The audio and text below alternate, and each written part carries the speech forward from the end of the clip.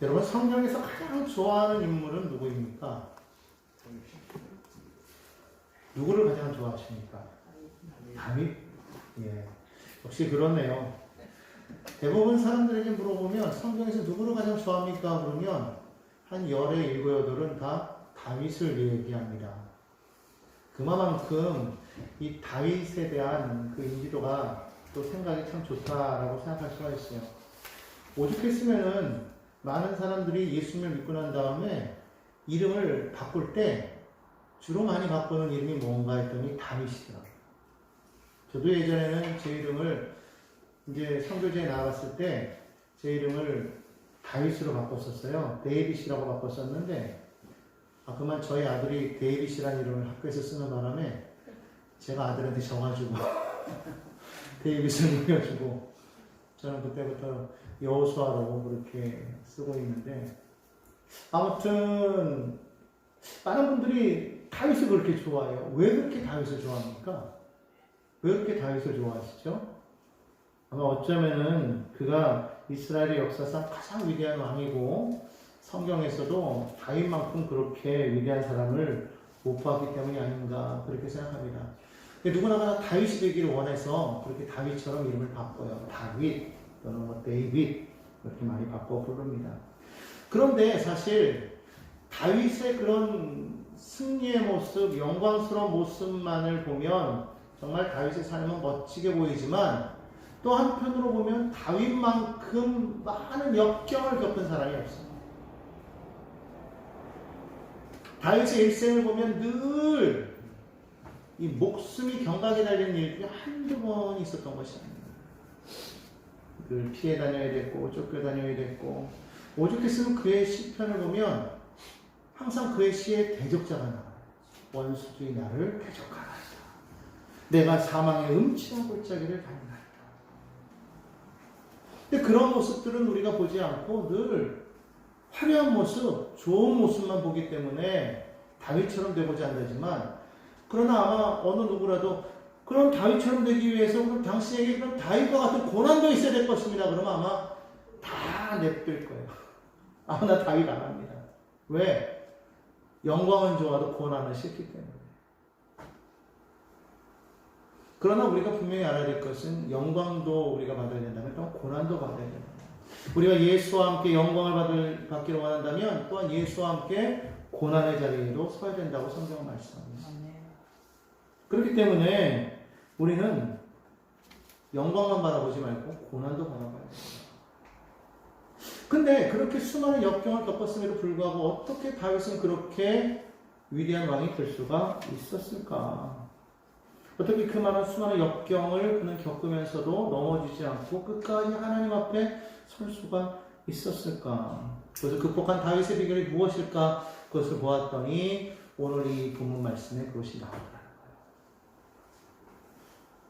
이 오늘 본문은요, 사실 여러분들이 성경을 읽으신 분들은 어디서 많이 본 것이라고 생각할 겁니다. 바로 시편 18편의 말씀을 그대로 옮겨온 거예요.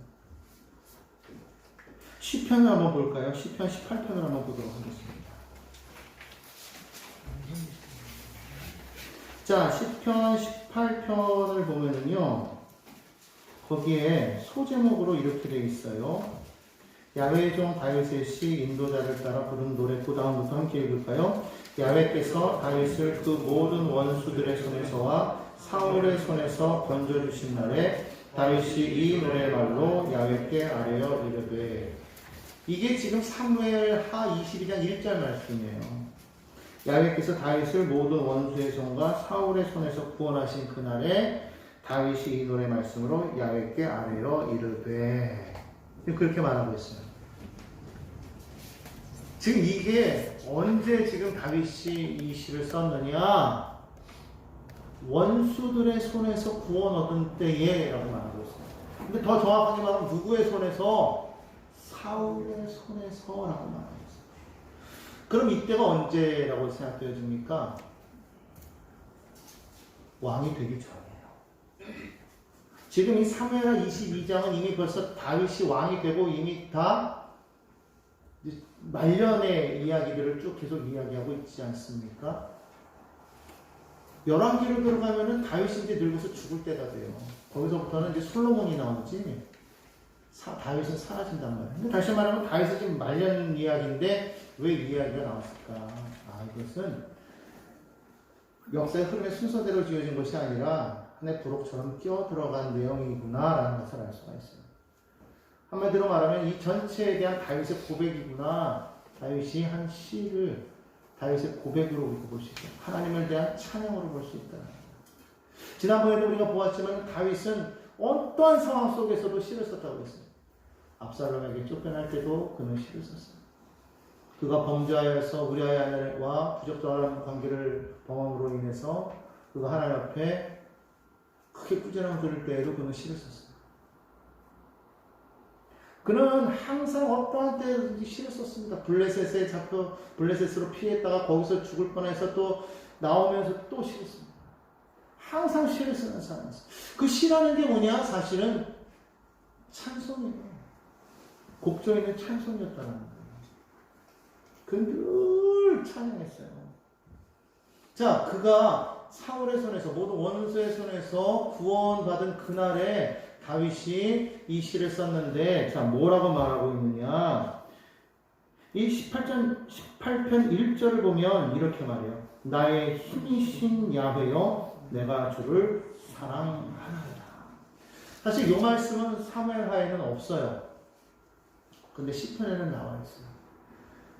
저는 이것이 다윗이 그 모든 수많은 역경에서 그것을 이기고 극복한 하나의 비결이라고 말씀드렸어요.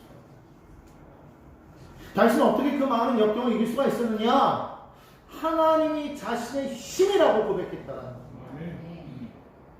오늘 여러분들은 하나님이 여러분의 힘이 된다고 고백하고 계십니까? 나의 힘이 되신 야훼여 내가 주를 사랑합니다. 하나님은 나의 힘이 되셨기 때문에 내가 주를 사랑합니다. 사랑하니까 그는 하나님을 자랑하고 싶은 거예요. 그래서 이어서 계속해서 이 시편에서는 뭐라고 말합니까? 2절인데 오늘 본문 말씀으로 돌아가 보면 2절에서 뭐라고 말합니까? 야훼는 나의 반석이시요 요새시요 건지시는 자시요 피할 나의 반석이시요 방패시요 구원의 뿌리시요 높은 망대시요 나의 피난처시요 나의 구원자시요. 하나님을 자랑하는데요. 그 하나님은 어떤 하나님이냐? 다윗은요 너무나도 할 게 많은 거예요. 나의 하나님은요 내가 피할 반석이 되십니다. 나를 안전하게 서게 하시다. 그 하나님은 나의 요새가 되십니다. 적군이 쳐들어와도 내가 숨을 수가 있는 거죠. 나를 건지시는 거예요. 저가 나를 사랑하지. 내가 저를 건지려. 나를 건지시는 거예요. 내가 사망의 음침한 골짜기를 헤맸지라도 구덩이에 빠져있을지라도 하나님 나를 건지신다. 이게 경험이 아니면 나올 수가 없는 거예요. 내가 피할 반석이시오. 또 계속 말해요. 피할 반석. 나의 방패시오. 누가 나를 대적하여서 나에게 화살을 겨누고 칼을 겨누어도 하나님이 막아주시오. 여러분 이런 경험 다 해보셨죠? 아멘 소리가 안 나요. 나의 구원의 뿌리시오. 나를 구원하시오. 나의 구원자요. 나의 높은 망대시오. 높은 곳에서 멀리 바라볼 수 있고 어떤 위험이 다가와도 그것을 미리 살펴볼 수 있도록 예비하게 하시는 여호와 이레 하나님. 또 나의 피난처시 또 나오고 있습니다. 구원자시. 여러분 이러한 그런 믿음의 고백이 다윗에게서는요 계속적으로 나왔다는 거예요. 하나님이 나의 힘이라 여러분 진정으로 고백할 수 있습니까? 여러분 어떠한 상황 속에서도 여러분 하나님을 붙잡고 하나님 앞에 나아가는 저와 여러분 되기를 예수님의 이름으로 축원합니다. 우리가 다윗을 바라보면서 그저 그 다윗이 이루어놓은 그 업적이라든가 그 다윗의 그 위대함만 바라보지 마시고 어떻게 다윗은 이런 역경 가운데에서도 그 역경을 이기고 그는 하나님께 인정받는 사람이 될 수가 있었는가? 이 비결을 알면 이 비결을 우리의 삶 가운데로 끌어당기라는 거예요.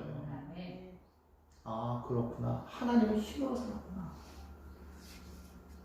우리는 보통 무엇을 힘으로 삼습니까? 내가 가진 배경, 관계, 인맥, 재력, 지력, 뭐 이런 걸로 그렇게 우리는 힘을 삼지 않아요? 근데 이런 걸로 힘을 삼은 사람들이 역사상 가운데에서 끝까지 이겨나간 사람이 없다는 거예요. 다 망했어요. 이 세상의 역사를 보십시오. 수많은 제국들이 일어났다 무너졌습니다. 아무리 긴 나라라고 할지라도 1000년을 넘어가지 못했어요. 그때 당시에는 강력해가지고 세상을 다 지배하는 것 같았지만 어느 순간에 보면 쇠락하고 또 새로운 힘이 나타나서 또 세상을 지배하는 것 같지만 또 쇠락하고 계속해서 수많은 나라가 일어났다 사라지고 일어났다 사라지지 않았습니까? 우리나라만 봐도 그렇잖아요. 우리나라만 봐도 수많은 나라가 이 땅 가운데, 이 좁은 나라 가운데 계속 나라가 일어났다 사라지고 일어났다 사라지고 일어났다 사라지고 세상의 모든 역사는 그렇다는 거예요. 힘의 논리로 폭력으로 세상을 지배했던 사람들은요 사라지고 없다는 거예요. 그럼에도 불구하고 여전히 오늘날 힘 있는 자가 세상을 지배하려고 합니다. 세상 사람들은 말하냐, 내가 힘이 없어서 약해. 내가 가진 것이 없어서 이 세상에서 약하게 살아가는 거야. 배우지 못해서, 나를 돕는 이가 없어서, 물질이 부족해서, 힘이 없어서, 백이 없어서 나는 이 세상에서 내가 살아가지 못하는 거야. 여전히 많은 사람들이 그렇게 생각하고 있을 뿐만 아니라 안타깝게도 그리스도인들 가운데서도 그런 사람들이 있다는 거예요. 근데 다윗은 그러지 않았다. 다윗은 자기가 살아가는 데 있어서 가장 중요한 것 딱 하나, 그 한 번만 붙잡았어요. 다른 거 없어요.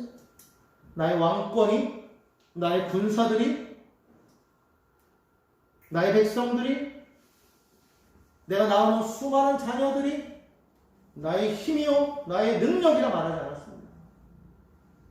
오직 하나님만이 나의 힘이라고 고백했어요. 왜? 그는 일생을 통해서 그것을 경험했기 때문에. 날마다 그는 하나님의 이름을 불렀습니다. 하나님을 붙잡았습니다. 오늘 저와 여러분이 그래야 될 줄로 믿습니다. 아멘. 그러면 하나님 다윗처럼 하나님을 내 힘으로 삼으려면 어떻게 해야 될까요? 다윗은요 하나님의 말씀을요 너무너무 사모했다고 해요. 그래서 늘 언제나 그 말씀을 붙잡고 살았어요. 우리가 말씀을 붙잡고 사는데 어느 만큼 우리가 말씀을 읽어야 되느냐. 어떤 사람들은 나도 말씀을 읽었어요. 심지어 어떤 분들은 나는 말씀을 10독 했어요, 10독 했어요, 50독 했어요. 막 그런 사람들도 있어요. 그게 중요한 게 말씀을 읽는데 그 말씀이 꿀처럼 달게 느껴지는 거예요. 정말 말씀을 읽는데 이 말씀이 정말 살아서 역사하는 것을 느끼냐는 거예요. 하나님의 말씀은 살았고 운동력이 있어 좌우의 날성검보다 예리하여 우리의 혼과 육과 및 관절과 고수를 찔러 쪼개는 역사가 있다고 말씀하고 있는데 정말 말씀을 읽을 때마다 나의 삶의 모든 환경이, 나의 모든 생각이 쪼개어지는 역사를 경험하는 거예요. 말씀을 읽을 때마다 정말 식음을 전폐라는 말은 좀 이상하고 밥 먹는 시간에 막 놓칠 정도로 와 너무 좋아, 벌써 시간이 이렇게 됐네 할 정도로 말씀을 읽는 게 너무나도 재미있었던 적이 있었냐라는 거예요. 다윗은 있었다고 고백을 합니다. 시편 19편 바로 옆절이니까 한번 볼까요? 시편 19편을 보니까 뭐라고 나와 있습니까? 다윗의 시라고 나와 있습니다. 근데 그 다윗이 뭐라고 고백합니까? 7절부터 제가 한번 읽어보겠습니다. 여러분의 눈으로 따라오세요. 야훼의 율법은 완전하여 영혼을 소성시키며 야훼의 증거는 확신하여 우둔한 자를 지혜롭게 하며 야훼의 교훈은 정직하여 마음을 기쁘게 하고 야훼의 계명은 순결하여 눈을 밝게 하시도다. 야훼를 경외하는 도는 정결하여 영혼까지 이루고 야훼의 법도 진실하여 다우로니 금 곧 많은 순금보다도 사모할 것이며 꿀과 송이꿀보다 더 달도다. 아멘. 다윗이 경험했다는 거예요. 다윗은요 하나님의 말씀을 너무너무 사모하고 하나님 말씀대로만 살고 있던 사람. 여러분 잘 아는 것처럼 그가 왕이 되면서 무엇을 했습니까? 법궤를 자기가 있는 왕국으로 가져오려고 먼저 했다고 그랬잖아요. 그만큼 말씀을 사모했어요. 사울 때는 한 번도 그렇게 여호와께 여쭤보지 않았는데 다윗은 항상 하나님께 말씀을 여쭤봤어요. 늘 말씀 주시는 거예요. 여기 나오는 야훼의 율법, 7절에는 야훼의 율법, 야훼의 증거, 8절에 야훼의 교훈, 야훼의 계명, 9절에 나오는 야훼를 경외하는 도, 야훼의 법도, 이게 다 뭐냐? 말의 표현만 바꾼 것이 다 말씀이에요, 말씀. 하나님의 율법을 말하는 거예요. 그 말씀을요, 그냥 이렇게 막 표현하는 거예요. 율법이라고 하고, 교훈이라고 하고, 증거라고 하고, 계명이라고 하고, 야훼를 경외하는 도라고 말하기도 하고, 법이라고 말하고. 근데 그거에 대해서 계속적으로 뭐라고 말합니까? 영혼을 소생시키고, 안전하고, 우둔한 지혜롭게 하고, 마음을 기쁘게 하고, 눈을 밝게 하고, 정결하게 하고, 영혼에 이르게 하고, 진실하게 의롭게 하고. 이것을 다윗이 말씀을 읽을 때마다 이런 걸 계속적으로 경험했다는 거예요. 그러니까 말씀을 읽으면 읽을수록 그 마음 가운데, 야, 달다. 너무너무 달다. 다윗이 그렇게 달다. 말씀 언제까지 읽어야 된다고요? 말씀을 읽는데 정말 이 말씀이 와 진짜 이 말씀 정말 너무너무 달아. 막 내 마음이 기쁘다. 내 영혼이 막 소생하는 것 같아. 영혼이 침체되는 게 아니라 막 영혼이 살아나는 거야. 내 영혼이 막 맑아지는 게 막 보여요. 말씀이 그렇게 있는 거예요. 오늘 여기까지 읽어야지. 올해 일독이니까 이만큼 분량장에서 우리 이렇게 해야지. 그것도 좋은데 그 나쁘다는 게 아닙니다. 그렇게 해서 읽고자 하는 마음이 얼마나 중요해. 문제는 뭐냐? 말씀을 그렇게 사모하라. 그러면은요, 뭐가 되느냐? 다윗처럼 하나님이 나의 힘이 되는구나라는 걸 고백하게 된다. 우리가 살아가면서 자꾸 우리가 느끼지 못할 때 하나님을 잊어버린다는 거예요. 믿는다고 하면서도 순간순간 우리가 의식적으로 잊어버리진 않을 거예요. 그죠? 어쩌다 보니까 따르게 우리가 자꾸 고민하잖아요. 염려하잖아요. 하나님이 계시는데. 말씀을 계속 읽고 계속 들으면서 그 말씀의 맛을 알게 되는 그 순간 문제가 생길 때마다 누가 계시는 걸 느껴요? 하나님이 계시고. 여러분 문제가 생기면은요 하나님이 옆에 계신다는 건 이게 놀라운 일이 뭐냐면 그 순간 그 문제를 해결하는 기적을 체험한다. 그러니까 오히려 역경이 다가오고 고난이 다가와도 그것이 믿는 사람에게는요 진짜 마치 롤러코스터를 타는 것 같은 그런 짜릿한 흥분이 있어. 롤러코스터를 그냥 두려워하고 막 억지로 타는 사람에게는 그게 고문이지만 이걸 즐기는 사람은요 높이 올라갈수록 좋고 몇 바퀴 더 돌수록 더 좋아. 하나님을 믿는 사람은요 그런 데다가 올라갈수록 하나님이 역사하시는 걸 맡기니까 그냥 막 그게 쾌감이 나고 하나님이 또 어떻게 역사하실까? 이야 이걸 기대하게 되더라는 거예요. 여러분 그런 지금 여러분 삶에 문제 없는 사람 있습니까? 솔직하게 우리끼리니까 얘기지만 저도 있고 다 있어요. 문제 없는 사람은요 어디 있느냐? 저기 오살리 가면은 있어요. 거기 엘리야 강산에 누워 있어. 그분들은 문제 없어. 여기 있는 저희는요 문제 없는 사람이 있다면 그 사람은 이상한 사람이야. 문제 다 있어요. 문제는 그 문제를 어떻게 바라보느냐예요. 문제를 문제로 바라보느냐, 문제를 하나님의 능력을 체험하는 시간으로 바라봐요.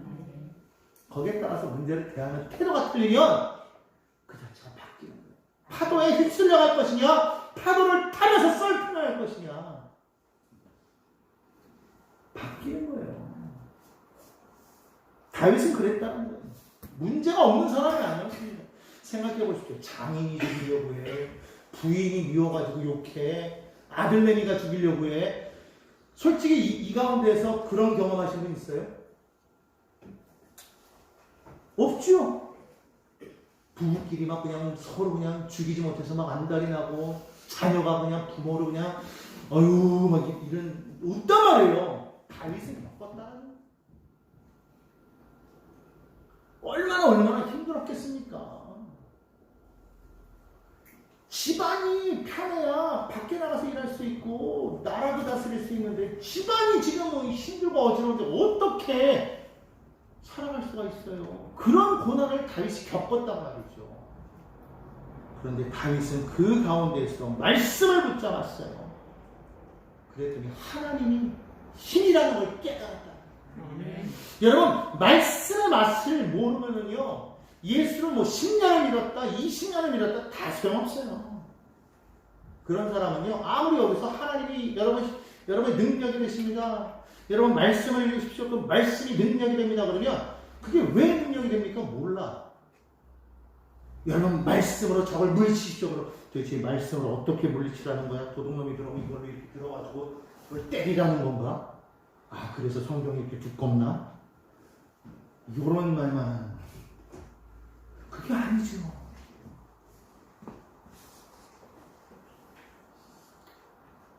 하나님의 말씀이 내 삶의 능력이 될 때까지 우리는 말씀을 붙잡아야 될 줄로 믿습니다. 아멘. 말씀을 사랑해야 될 줄로 믿습니다. 아멘. 목숨 걸고 사랑해야 되는 거예요.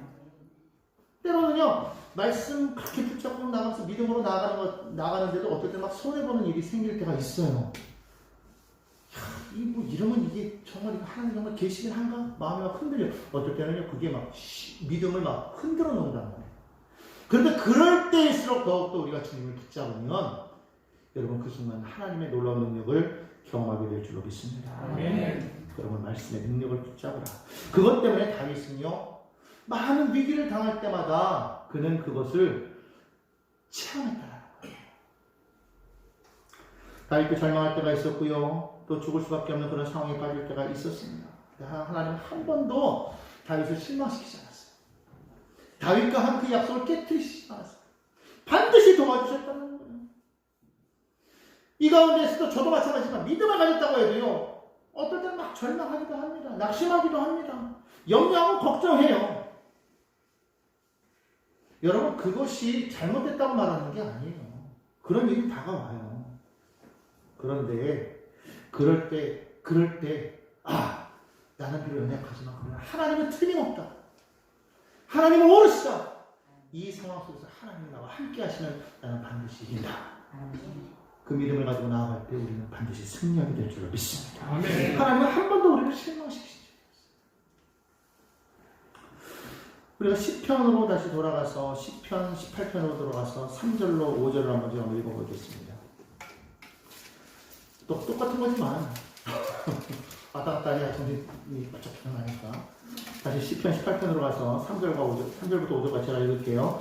내가 찬송받으실 야훼께 아뢰리니 내 원수들에게서 구원을 얻으리로다. 사망의 줄이 나를 얽고 불의의 창수가 나를 두렵게 하였으며 소원의 줄이 나를 누르고 사망의 올무가 내게 이르렀도다. 이야, 이렇게 살면 우리 못 살 것 같죠. 그런데 여러분 보십시오. 이런 상황에서 다윗이 뭐 했다고 그래요? 3절에 보니까 내가 찬송을 받으실 야훼께 아뢰리니. 지금 이런 상황 속에서 지금 뭐가 나왔다고요? 찬송. 다윗은요, 하나님을 생각할 때마다 그의 머릿속에 딱 떠오르는 게 뭐였다고요? 찬송. 힘이 들고 어려울 때 찬송이 나와요? 안 나와. 근데 다윗은 나왔다. 여러분, 빌립보 감옥에 갇혔던 바울과 시라를 보십시오. 그 역경 속, 여러분 지금의 감옥하고 틀립니다. 거기 지하 감옥입니다. 햇볕이 하나도 들어오지 않은 아주 암흑 같은 그런 감옥입니다. 옛날에 여러분들 누구입니까? 갑자기 생각이 안 나는데, 부산 이름 잊어버렸네. 아무튼 그 영화 보면은 왜 있잖아요. 빠삐용 말고요. 옛날에 예수님 때 나왔던 아주 있어. 지하 감옥이 나오는데 지하 감옥이 왜 거기서 누굽니까? 요즘 이렇게 머리가 자꾸 기억이 안 나지. 분명히 기억했었는데. 아무튼 보면은요, 지하 감옥이 너무 그러니까 어머니하고 누이도 그 감옥에 갇히는 그런 영화가 있어요. 뭐죠? 왜 마차 경기하는 거? 배너. 지하. 기억났다. 거기 보니까 왜 배너에 누이하고 어머니가 감옥에 갇히잖아요. 그 총독이 올 때 그 기와 떨어뜨려서 뭐 암살 미수돼가지고 감옥에 갇히잖아요. 오랫동안 갇혀 있어가지고 나중에 끌었는데 보니까 감옥에 가니까 어떻게 돼 있어요? 완전히 문둥병에 걸려 있잖아요. 그런 감옥, 먹을 것이 없는, 빛도 들어오지 않는 그런 감옥이 바로 거기가 바울과 신라가 갇힌 감옥이라고요. 근데 거기서 바울과 신라가 뭐 했다고 그래요? 하나님을 찬송했대요. 여러분, 그게 찬송이 나올 시기입니까? 우리 같으면 울며 불며 기도했겠지. 그래도 기도하면서 하는 것도 괜찮아. 그 상황에서 울며 불며 기도가 아니라 하나님 앞에 찬송을 했다라는 게 여러분, 이게 보통 일이야. 찬송하니까 옥문이 열리잖아요. 착고가 풀리잖아요. 다윗은요, 이런 여러 가지 많은 고난을 받았다라는 거예요. 원수들이 다가오고 사망의 줄이 얽고 불의의 창수가 두렵게 하고 수월의 줄이 나를 누르고 사망의 올무가 이르렀는데도 그때마다 그는 하나님을 생각하니까 뭐가 나오더라? 찬송이 나오더라. 여러분, 우리가 지금 힘든 시기를 겪어오지 않았습니까? 이 힘든 시기를 겪어오면서 여러분, 지난 2년 동안 우리는 얼마큼 찬양을 했습니까? 얼마나 하나님의 이름을 높였습니까? 여러분, 다윗이 어떻게 이겼는지 여러분 기억하셔야 돼요. 다윗의 삶이 우리보다 더 힘들었다고 계속해서 제가 말했습니다. 근데 다윗은요, 하나님을 계속 찬양했어요. 왜? 그 수많은 역경 속에서 지금 자기가 살아있던 것은 결국 하나님의 기적과 같은 도움이 있었기 때문이라는 걸 알았다는 거예요.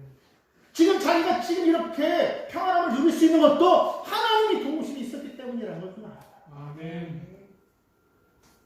여러분, 지금 우리가 이 어려운 시기를 지나가고 있어요. 우리 맨날 말하잖아. 힘든 시기야, 어려운 시기야, 고난이 있고 어쩌고 말하지만 그럼에도 불구하고 저와 여러분 여기 서 있어요. 어떻게 해요? 하나님 도우심 때문에. 아멘. 이것을 고백하고 이것을 인정하는 자가 하나님의 도움을 받는 자인 줄로 믿으시기를 바랍니다. 그리고 다윗은요, 찬송만 했는 것이 아니라 나아가서 기도했다고 합니다. 오늘 여기 6절을 보니까 이렇게 말을 합니다. 내가 환난 중에서 야훼께 하나며 나의 하나님께 부르짖었더니 그렇게 말했어요. 찬송만 한 게 아니라 찬송하고 나서 뭐 했다? 기도했다. 순서가 있어요. 찬양하고 기도한다. 하나님께 먼저 영광 돌리고 그리고 믿음을 가지고 기도하는 거예요. 울며 불며 그냥 기어 축해내다가 아니라 하나님이 이러시는 믿고 기도하는 거예요. 선포하는 거예요. 언제까지 기도해야 될까요? 하나님께서 내 부르짖음을 들으실 때까지. 계속해서 말합니다. 그가 그의 성전에서 내 소리를 들으시며.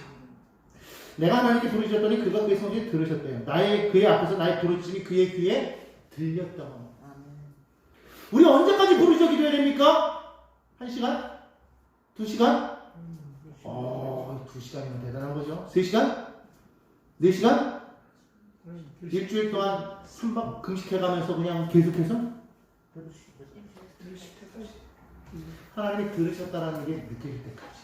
들으셨구나. 성경 마가복음 10장에 보면은요, 거기 날 때부터 소경이었던 맹인 거지 바디메오가 나옵니다.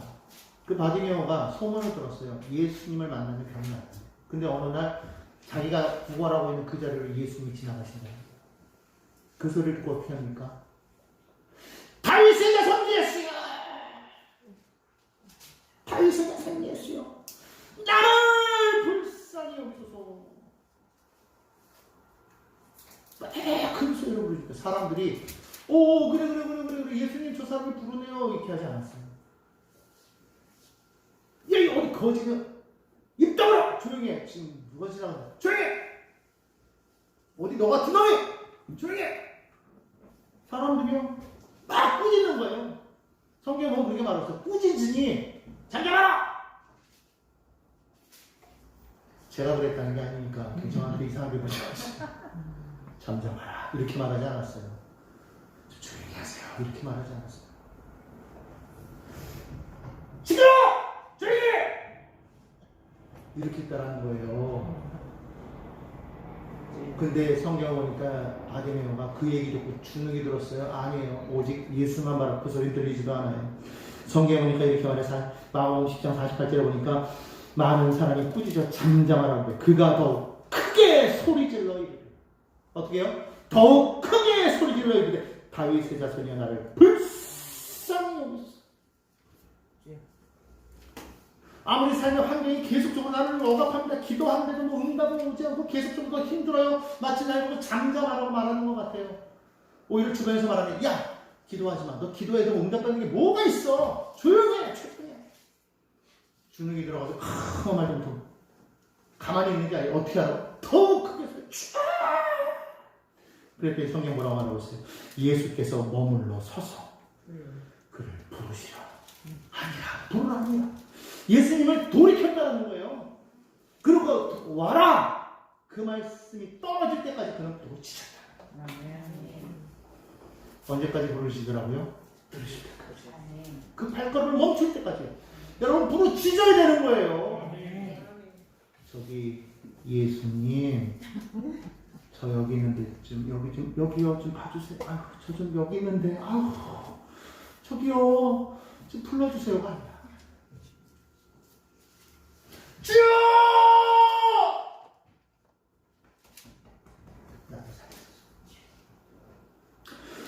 요나가 물고기 뱃속에 들어갔을 때 그는 어떻게 했느냐? 요나 2장에 보니까 그도 역시 부르짖었다고 말합니다. 요나 2장 1절에 요나가 물고기 뱃속에서 그의 하나님께 야훼께 기도하여 이르되 내가 받는 고난으로 말미암아 야훼께 불러 아뢰었더니 주께서 내게 대답하셨고 내가 소리를 써서 부르짖었더니 주께서 내 음성을 들으셨나이다. 아멘. 여러분 기도할 때요 절대로 뭐 몇 시간 이게 중요한 게 아니에요. 그냥 다른 거 필요 없어요. 주여 나를 불쌍히 여기소서. 여러분 하나님이 나를 긍휼히 여기시면은요 해가 다 돼요. 그거 아십시오? 아버지가 나를 긍휼히 여기면은요 끝난 거예요. 게임 오버야. 그때까지 뭐 해야 되느냐? 주여 나를 보시옵소서. 아버지. 거기에는 기도에 어떤 양식 법칙 없어요. 그냥 주님 앞에 매어 달리는 거예요. 왜? 주님이 하실 걸 이미 찬송하면서 이미 우리는 경험했잖아요. 찬송으로 하나님께 영광 돌렸잖아요. 그분이 하실 걸 믿잖아요. 그러니까 아버지 하실 줄 믿습니다. 하나님. 그리고 안 해요. 그럼 하나님께서 내게 말씀하십니다. 그게 내 마음 가운데 울릴 때까지 기도하라는 겁니다. 영적으로 내 마음 가운데 하나님 응답하시는 게 들려올 때까지 기도하라는 거예요. 아멘. 한나는 목이 쉬어가지고 말이 더 이상 나오지 않았는데 결국 하나님께서 엘리제사한테서 응답하시잖아요. 응답하신다고요. 응답하십니다. 여러분 우리가 알 수 있도록 주님이 응답하신다는 거예요. 그때까지 우리는 부르짖어야 되는 거예요. 그럴 때 하나님이 기적적으로 정말 많은 상황을 이용해서 하나님께서 막 역사하시는 게 나타나요. 오늘 시편 7절로 9절을 18편 보겠습니다. 이에 땅이 진동하고 산들의 터도 요동하였으니 그의 진노로 말미암아 이르다. 그의 코에서 연기가 오르고 입에서 불이 나와 사람이여 그물에 숯이 피었도다. 그가 또 하늘을 두르시고 강림하시니 그의 발 아래는 어두컴컴하다. 여러분 다 자녀를 키우셔서 알겠지만 자녀가 어디 나아가서 막 문제가 뭐 고난을 당하든지 사고를 당하든지 누가 막 괴롭힘을 당하다가 알게 되면 부모 마음이 어때요? 그렇죠? 그러지 않는 부모는 부모가 아니지. 내 자녀가 어디 가서 막 다치고 돌아왔어. 야, 이거 누가 그랬어? 대부분 왜 그러잖아요? 하물며 하나님의 백성들이 그와 같은 고난과 역경을 당하고 있는데 하나님께서 다쳤니? 그래 좀 쉬어라 이러시겠어요? 오늘 그 모습이 하나님께서요 그 안에서요 막 그냥 그 땅이 진동하고 막 산들이 막 요동할 정도로 하나님이 막 화를 받는 거예요. 누가 이랬어? 누가 이랬어? 누가 내 자녀를 이랬어? 누구야? 막 하나님께서 막 그냥 막 흔드는 거예요. 여러분 우리 하나님이요 우리가 기도하면은요 그분이 하나님이시지 않나요? 아주 막 그냥 하나님이 그냥 두 팔 걷어붙이고 누구야? 누가 내 아들한테 이랬어? 누가 내 딸한테 이랬어? 하나님이 역사하시는 거예요. 믿으십니까? 여러분 고난당할 때 여러분 혼자가 아니에요. 여러분 문제 있을 때 여러분 혼자라고 절대로 생각하지 마십시오. 누가 계신다고요? 그 하나님이요 항상 우리를 보호하시는 거예요. 보호하시는 동자지. 할렐루야. 오늘 이것을 잊지 마시기를 예수님의 이름으로 축원합니다. 그 하나님께서 적들을 향해 어떻게 하십니까? 시편 18편 13절로 15절을 보니까 이렇게 말하고 있어요. 여호와께서 하늘에서 우레소리를 내시고 지지를 하시니가 음성을 내시며 우박과 숯불을 내리시도다. 그의 화살을 날려 그들을 흩으시며 많은 번개로 그들을 깨뜨리셨도다. 이럴 때 야훼의 꾸짖음과 콧김으로 말미암아 물밑이 드러나고 세상의 터가 나타났도다. 왜 이렇게 막 바람이 불어요? 왜 이렇게 막 태풍이 불고 막 우레소리가 발해요? 하나님께서 우리 대적을 쫓으시는 거예요. 여러분 성경을 보니까요 하나님께서 이렇게 초인적으로 하나님께서 이들을 쫓으시는 장면들이 여러 군데 나옵니다. 여러분 제일 잘 아는 것처럼 이스라엘 백성들이 홍해가에 있을 때 뒤에 애국군들을 쫓을 때 하나님께서 홍해를 갈라시고 이스라엘 백성 다 건너게 하시는 거예요. 애국군들을 쫓아오는 걸 어떻게 합니까? 홍해를 덮어서 그들 다 물에 빠뜨려 버리시겠어요. 하수랑 야민이 이스라엘에 쳐들어왔을 때 그때 사사가 누구였냐? 드보라였는데 그때 이 하솔에게는 철병거가 900승이나 있었다고 했어요. 도움이 게임이 안 되는 거예요. 근데 성경에서 누가 이겼느냐? 드보라가 이겼어요. 어떻게 이겼는가? 성경을 자세히 보니까 그가 쓴 시가 있어요. 드보라가. 뭐라고 말하냐면 하나님께서 비를 내리고 기승강이 범람하게 하여가지고 그 철병거를 물에 빠뜨리셨다고 성경 말씀하셨어요. 하나님 갑자기 비를 내렸어. 철병거가 세워놓은 거야. 또 우리는 성경에 보니까 여호수아가 아모리 족속과 싸울 때 하나님께서 여호수아의 기도를 들으시고 하늘의 태양과 달을 멈추는 장면을 우리는 보았습니다. 심지어는 그들이 도망갈 때 하나님께서 우박을 내렸는데 얼마나 큰 우박이었는지 그것이 떨어져서 사람을 다 죽였대요.